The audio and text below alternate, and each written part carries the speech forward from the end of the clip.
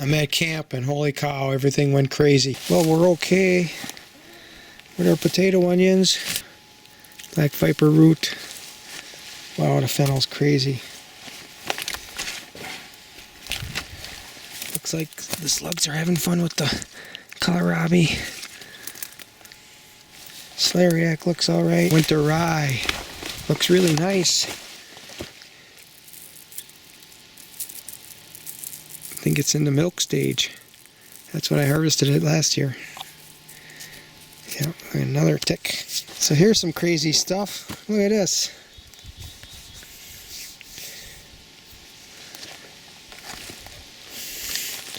I think that comfrey's overgrown.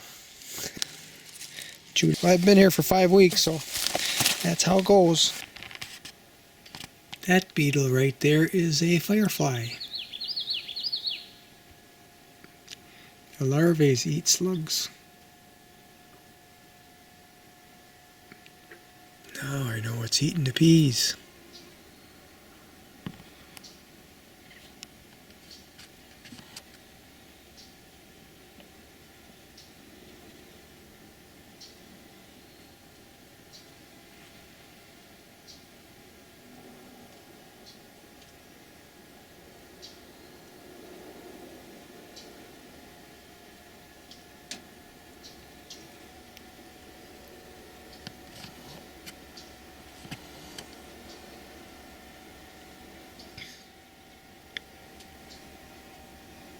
He likes the black viper root.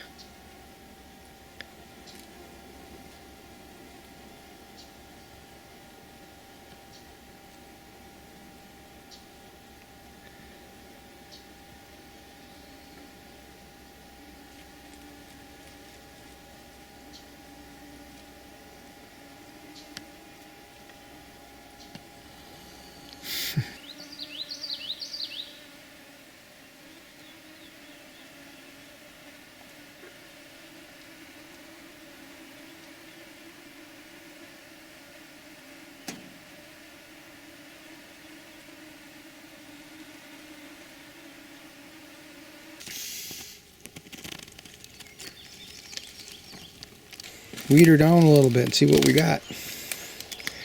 That comfrey, I mean, I dug that root way out. They're gonna be nuts. This whole place looks like it's nuts.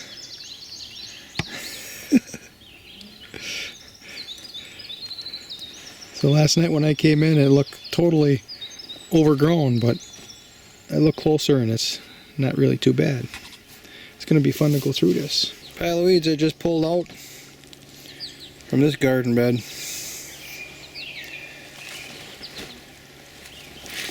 I'm going to harvest most of the radishes before I leave, and the mustards.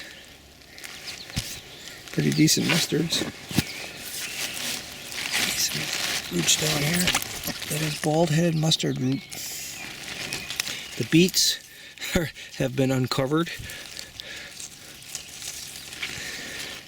And the rutabagas have been just ate by slugs. I picked out, I don't know, half a dozen slugs out of here. The rutabagas are going to have a hard time this year because of all the rain, and slugs really like this kind of weather. Yeah, maybe it'll dry out and it'll get going. Peas are blossoming, so that's pretty good. Not being up here for 5 weeks or so, that's just part of the deal.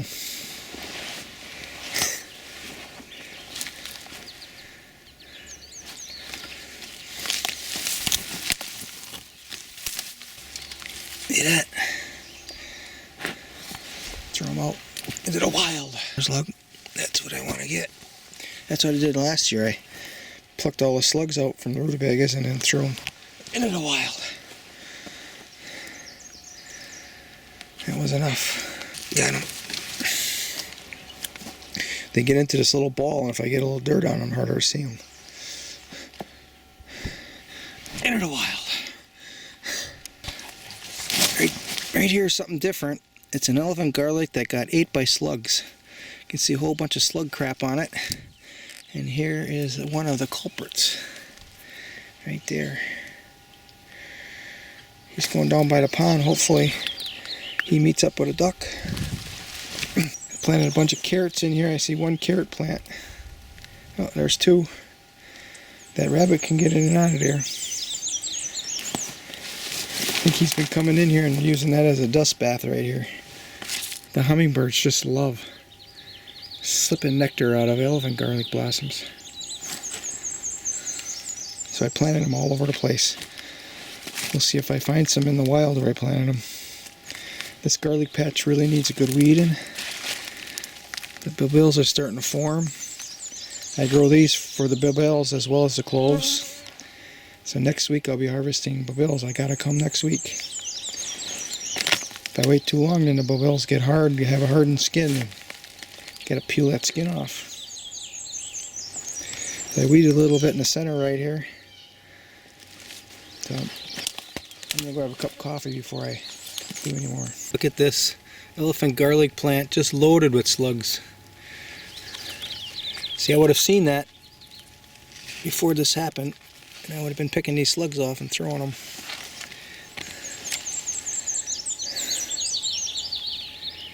Here, go down to the pond. You could pray down there by the pond.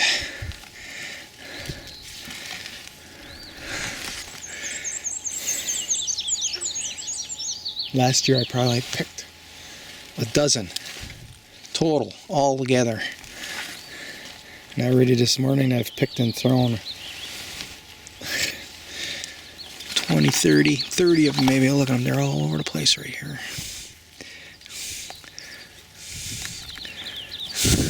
By the time I'm done it'll be 50 or 100 because they're going to get picked and thrown.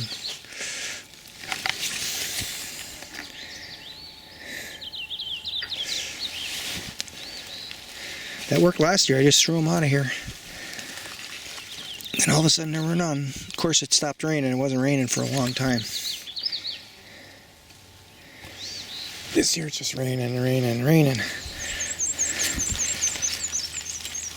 This color I'll be shot. I'll leave it there as a trap crop. I'll leave this elephant garlic there too. If I come back next week I might see more. Oop, there's another one that's full. Look at that. They just have their weight. They probably laid tons of eggs already too. Or however they reproduce, I don't even know. I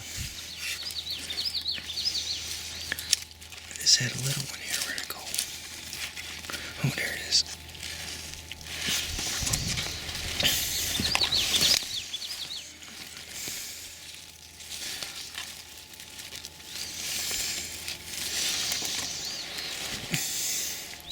Jeez. I wanted to drink a bunch more coffee before I did any more, but I saw those slugs, so I kept going. There were a lot of them hidden in the canary grass that was along the edges. I got them all too. But getting all this, here's another one. Getting all this debris here, this canary grass reed covering that I had here. I'm yanking that all out of here and let this dry out. I'll pour some ferment water on it. I don't think the slugs like that either.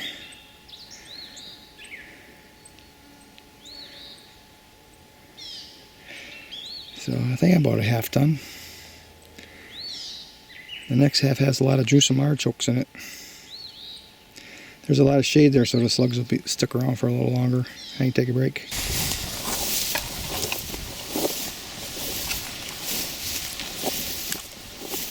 After being dominated by canary grass, this little plot here, I cut it 3 years in a row, and now you can see the yellow blossoms of the bird's foot trefoil. And there's some ferns in here. I think this is some other native grass. It's not canary grass. So the issue is, you cut it on a regular basis, and I cut it twice one year, and the last 2 years I cut it once. Other species come and take its place. Nice looking honey locust, not put off by the thick wall of canary grass that surrounds it. third summer here. Mulberries. Some of them are ripe.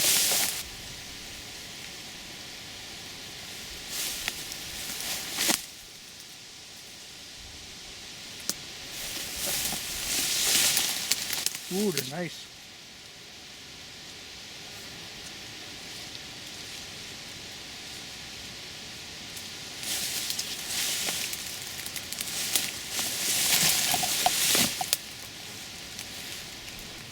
I've been waiting 10 years for this crab apple to blossom, and it finally did. And we have apples. It was 2014, maybe 11 years. But it hasn't blossomed, and it's got this big, huge, multi-branched trunk coming out of it, out of the roots. So I topped it last year. The one that grew the tallest, I just cut it right off with the chainsaw. And of course, I can't prove that that's the reason why it blossomed and it's having apples, but I can think what I want. Swamp white bur oak cross that is making its move this year. I knew that was going to happen. And it helped that I put the brush all around it to reduce evaporation. And then it really helps that we've had lots of rain. This clay soil can dry up and become concrete. I think this guy's going to make it. I'm going to send roots over there to the swamp where it's always moist, and up it's going to go. That right there is a bur oak I planted from an acorn in the year 2000. And I planted quite a few on the property, and there's actually another smaller one next to it. And there was one growing on the other side of the property for a while, but that one died out. So this is really the only one other than this really little one.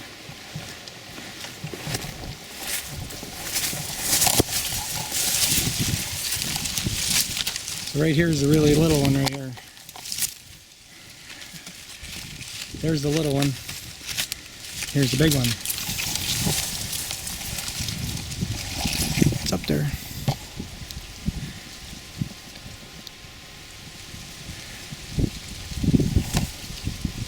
If only I would live long enough to see it produce acorns. I caged this lineup of hazelnuts to keep the deer from grazing them. There's also a few Swiss stone pines growing in here, a couple plums, and this is really some dense clay. Hard for anything to grow, but they're making a living. They produced a few nuts last year. I don't see anything this year. I think all it would take is a little muck from the swamp and some mulch. I think they would go. They would really go. And right here where there's a little bit of a swale mound, we have hazelnuts again growing, and they're doing quite well. Last year they produced quite a few nuts, you know, like maybe a couple dozen. I don't see any this year. Right here's a Swiss stone pine. That thing's been transplanted twice. This is its third location since being here. Now I put it between these two rocks, and it's starting to grow. These rocks are preserving moisture for it. Hazelnuts from another angle. Vernal pool that was totally dry at this time last year. Deer bed. Not all that long ago, this was a barren clay landscape. There's color now. Wild carrot is coming this way, and I'm going to welcome it in this clay. It'll loosen it up. I planted this little honey locust here a long time ago.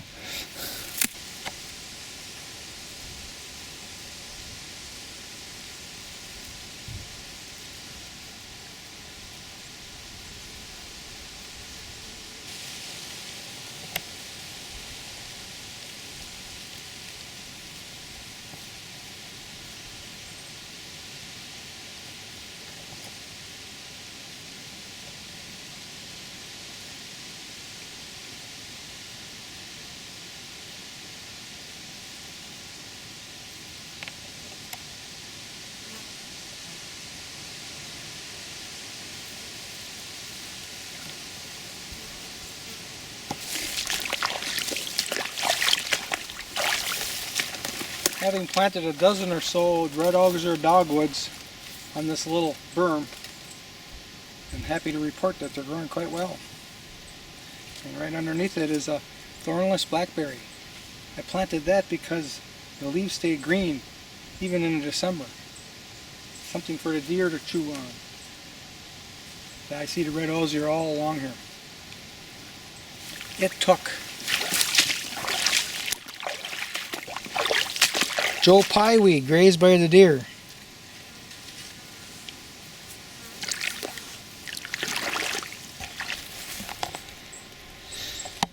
A series of licky branches that I installed. These two here are new ones. And this one here has been active for 5-6 years. You can see the ground is chewed up. And right here, I have a trail camera. This trail camera monitors whatever deer come visiting. Right here is a bedding area. I think a bear did that looking for grubs.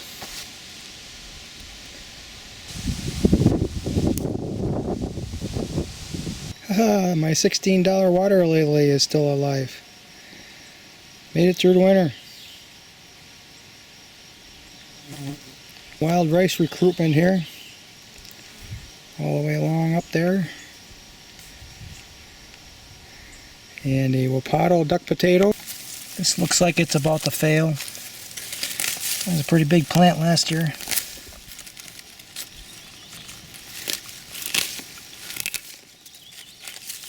Well, maybe, who knows. It's in growth. Wintergreen. Nannyberry. Very nice wild rice here. There's a small ledge right below there, and I seeded it. I seeded winter rye into this clay, and they're not very large, but maybe a little adapt over time. The clay dome has been overrun with wild plants.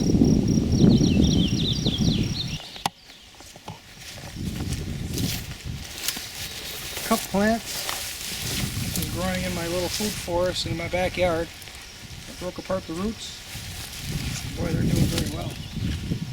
Another one there, and they actually were ate by the deer here, so I put a cage. The deer are leaving these alone. Chicory that's been grazed by the deer.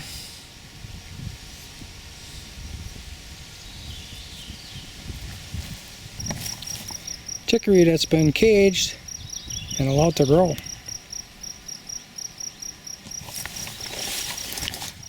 This chicory is about to blossom, or is blossoming. Make me some more seed, so I don't have to buy any. Service tree. I gave this one up for dead after the deer grazed it to nothing. Upon noticing a sprout from the roots, I put a cage around it. So this chicory is in a cage. You can see the cage here. Come up here, and looky here, looky here.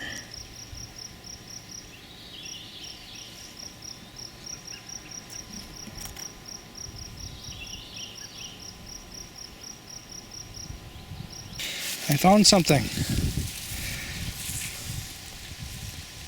Service berries. All right. First cherry I noticed, there's a couple more up there. This is supposed to get to be like an 80-foot tall tree. Oh my God, look, red Flemish pear. There's a couple of them up there. Red Flemish pear. I thought this was a red Flemish pear too, but they're not quite as dark. First time growing pears at camp. Little bitty fawn bed here. Close to camp, that's a smart place to be. Less coyotes. The birds are gonna have a bonanza. There's 3 of these bushes turning into berries. So last year this bush had a lot of hazelnuts on it. It looks like it's gonna have a bunch more. Pretty much being shaded. Big time deer bed. Bet you this was Mama, and across the lane was Baby. Very dark red apples. Last year I got a taste of one, and it was very bitter. I'm certain that this was planted as an Antonovka, wild, a seed-grown tree. Those are very dark apples. I know, I'll call it Black Diamond.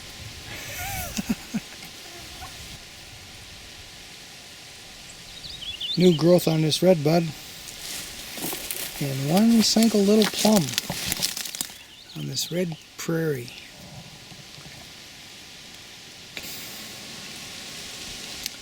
Horse chestnut planted 5 weeks ago as a nut that was just starting to sprout. And I couldn't find it. I was looking and looking. I was knocking down the weeds, and finally there it appeared. It's been growing. This plant's been growing in the dense shade, proving itself. We're going to cage it.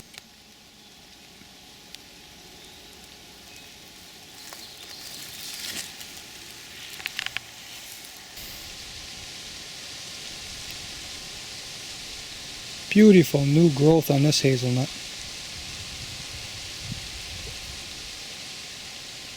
Planted in a series of chestnut leaf oaks. You can see one there. A little larger. These are pretty good right here. Look at that one. Nice! Nice! Nice! Nicey nice!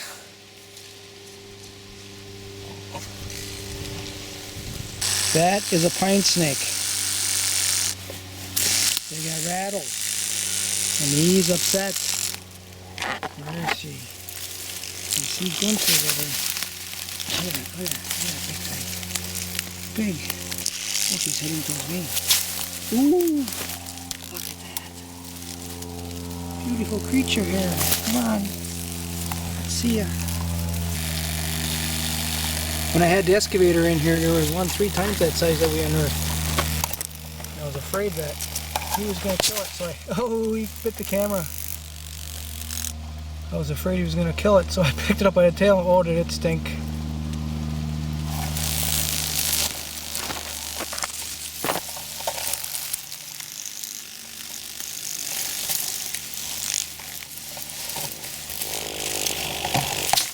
Are you mad? I didn't even see it, I just heard him vibrating the tail. See it right over here.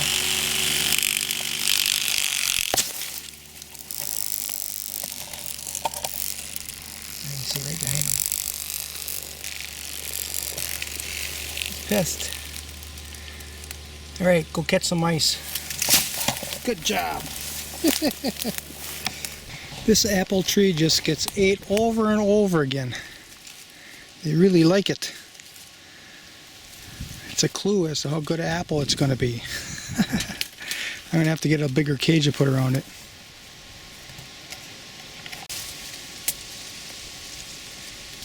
Hop hornbeam. Here it is, right there.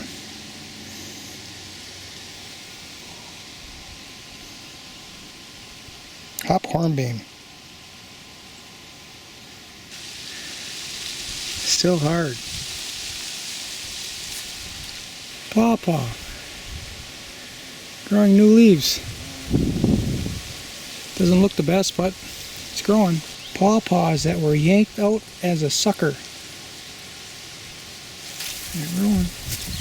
Time to unbox this garden bin. Unbox. Box. Ooh, we got lots of ants. We better move.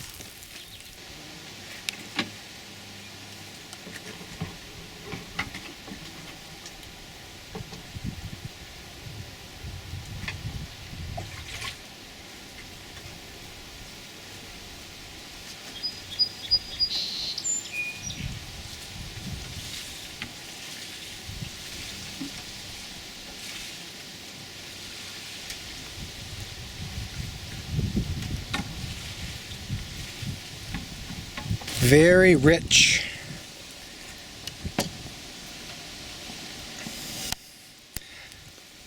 Fertilizer on steroids.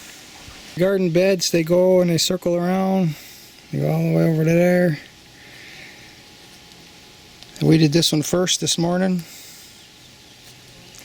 And I planted some parsnips here in the blank spot. That's where Polish parsley root should be. The beets were really sad. They were being shaded out. Now they look happy. A few radishes remain because they haven't shown a blossom yet. The rutabagas were just totally devastated by the slugs. I yanked a lot of slugs out of here. And the peas, you can see them right along the edges. Next time I come up here, there'll probably be some peas. Next is the thistle patch. On my left is something that's gone wild because I planted a bunch of tree seeds on it. Doesn't pay to go through that. I learned something new. Slugs eat potato onions. That's what we have here. This was loaded with slugs. They're all gone now. They were thrown down to the pond. They don't eat garlic. This is really some nice garlic. I should take some scapes off of this one, this batch. Here's the best batch of potato onions. I planted this first. Early spring. Might have still been late winter. Looks good. This is a thick patch of elephant garlic.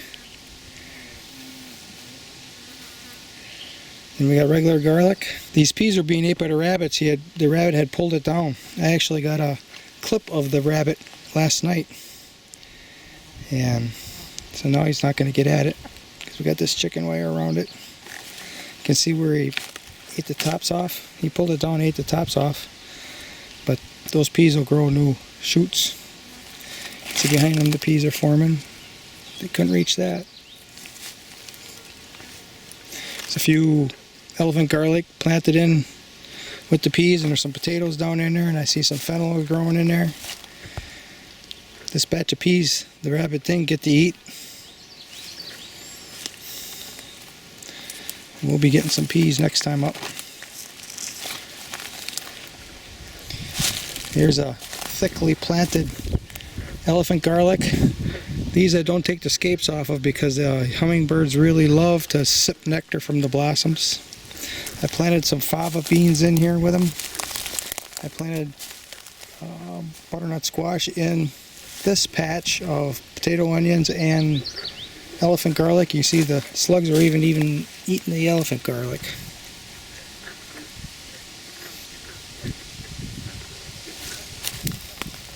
They get desperate, I guess they're going to eat anything that's green.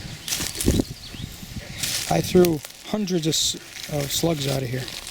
Last year I might have threw a dozen or maybe 20 down to the pond. This year it's hundreds. It's been wet.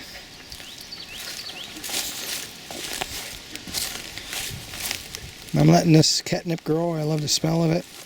The rabbit's been eating the black viper root.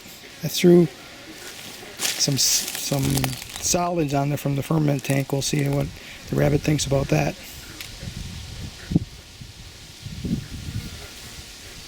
That bed I'm going to be working next time, but I got those potatoes planted in there. Here's a potato growing in with this patch of potato onions. Here we got skirret. And drew some artichokes.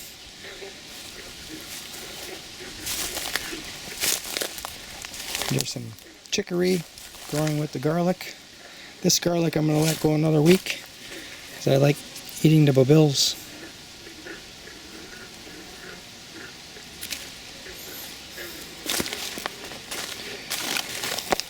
Garden bed that I had boxed since winter. Now it's got a thick layer of ferment solids on top. The next time I come up, I'm going to plant it with climbing peas. I got to build a fence around it.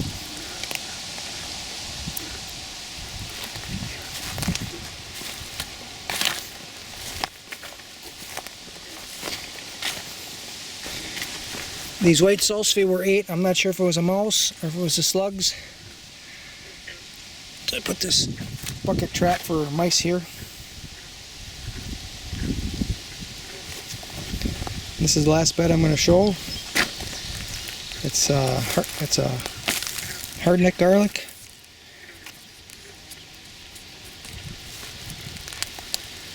I'm going to pull some of these off today before I leave. Alright, there's still a lot of ticks around. I yanked off maybe 30, 40 of them today. Definitely a lot less than the last time I was up here, 5 weeks ago. Then we have this fennel. I'm going to clip off a couple leaves, bring home. Ones that are down there a little farther. It's not bulbing up because it was grown last year. It wants to go to seed, and I will like to have some seeds. Bully. Alright, that's the tour. I'm heading home. I'm tired. I'm not used to working out in the sun like this. My backyard is all shady. So, heading home.